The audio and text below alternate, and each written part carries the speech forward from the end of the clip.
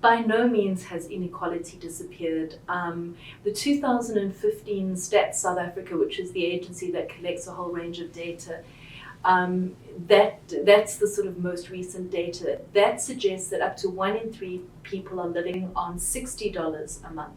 And about 33 million, and South Africa has a population of around 55 million, are living on less than $75 a month.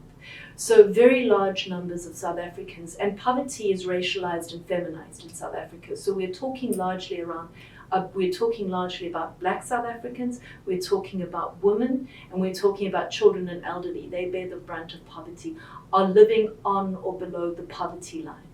It's hard to say whether poverty has grown under a democratic government. It's difficult to quantify given that you didn't really have good data under the apartheid government. But what we have known is that there haven't been significant efforts, or the efforts that have been made have not delivered in the way that they should have to reduce things like a very large housing backlog. Just under 2 million people in South Africa live in what we call informal settlements, so in shanty towns. There have been real challenges with education. A lot of that I think impacted lately by corruption, so failure to deliver textbooks to rural schools, failure to train teachers, etc.